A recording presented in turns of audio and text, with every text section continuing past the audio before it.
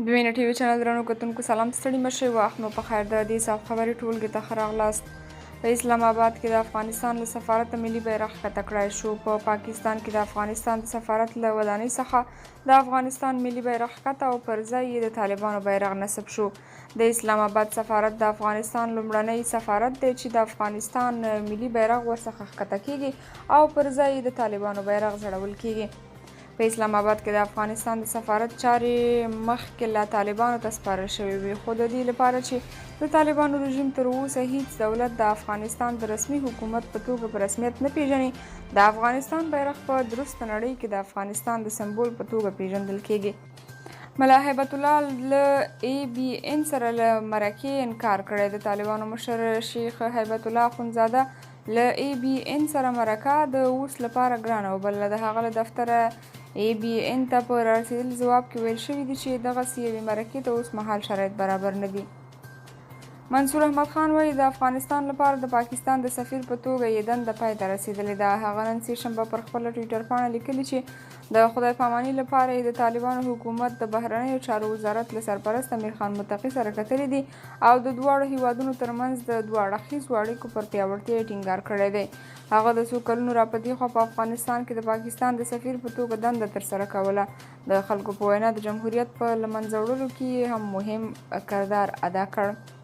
کندهار کې د ټي ټي پي درې غړي په مرموز ډول وژل شوي دي. سیمه ییزو باوري سرچینو زاویه نیوز ته وویل چې تېره ورځ د کندهار ولایت مقام سومټري کې د پاکستاني طالبانو درې مخکښ قومندانان په مرموز ډول وژل شوي دي. د سرچینو په وینا وژل شوي کسان د حافظ ګل بهادر د ډلګي اړوند دي. د معلوماتو پر اساس یاد کسان د هغو مذاکراتو برخوال و چې کابل کې د آی اس آی او ټي ټي پي ترمنځ بې نتیجې پای ته ورسېدل.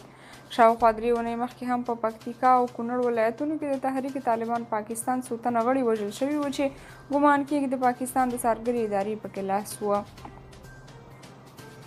فائق وایي د ملکي وګړو نیول د نړیوالو اصولو خلاف کار دی. ټولنیزو رسنیو کې په پنجشیر کې د طالبانو لخوا د لسګونه ملکیانو د نیولو ویډیو له خپرېدو وروسته په ملګرو ملتونو سازمان کې د افغانستان د دایمي استازولۍ سرپرست طالبانو دغه اقدام د نړیوالو اصولو خلاف بللی دی.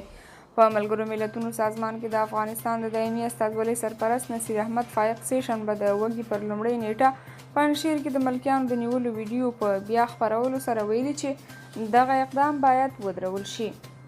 ښاغلي فائق ویلي د ملکي وګړو نیول د بشردوستانه او نړیوالو اصولو خلاف کړنه ده.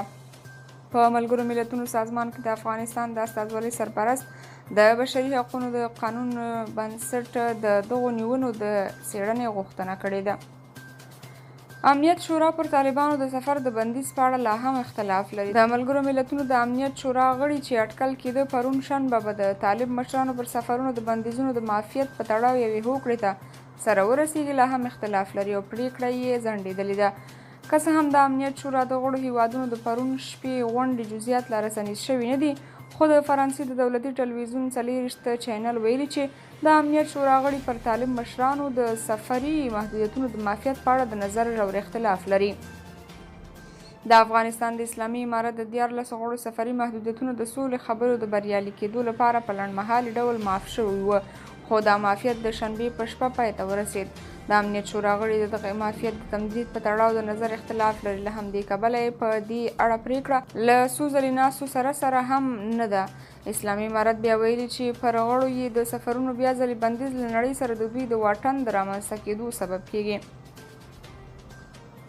پاکستان د پراخو ګډوډیو رامنځته کېدل شوني دي. په پاکستان کې د پراخو ګډوډیو د رامنځته کېدو شونتیا شته. نیویارک ټایمز په یوه تحلیل کې د پاکستان وضعیت ته کتنه کړې ده او دې پایلې ته رسېدلې چې په دغه هیواد کې وضعیت ورځ تر بلې ترینګلی کېږي.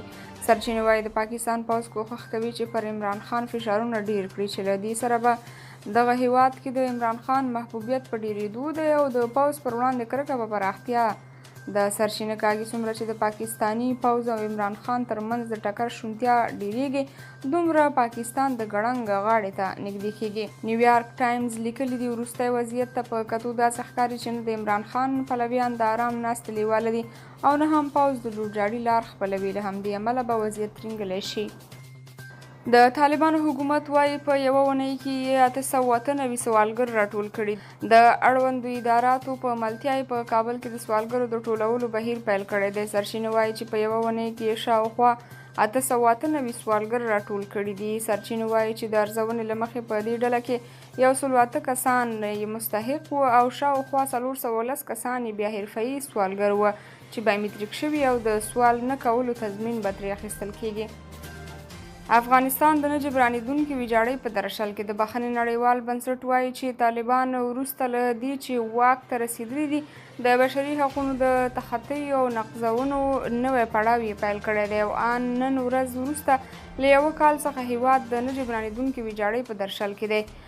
دغه سازمان ویلي دي چې طالب چارواکي نه یوازې دا چې د افغانانو په ځانګړي ډول د ښځو حقونه یې تر پښو لاندې کړي بلکې د تاوتریخوالي څرخ یې له سره پیل کړی او د بشري حقونو په نقض یې لاس پورې کړی دی.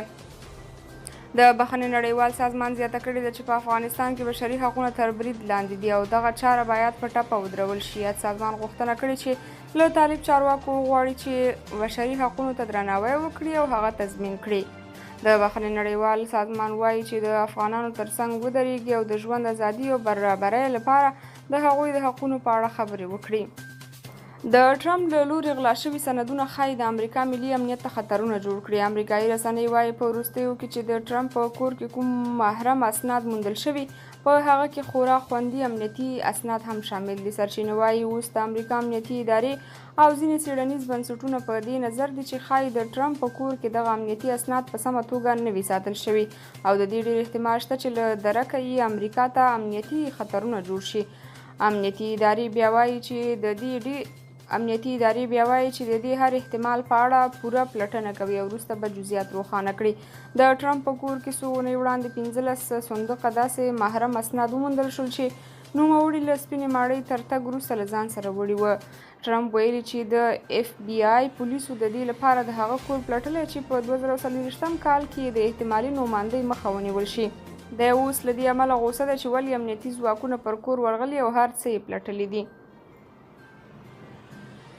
حقانی وایي د مرستندویه بنسټونو امنیت ته جدي پاملرنه کوي. د کورنیو چارو سرپرست وزیر سراج الدین حقانی په افغانستان کې د اروپایي ټولنې له استازي ارنوټ پاول سره کتلي دي.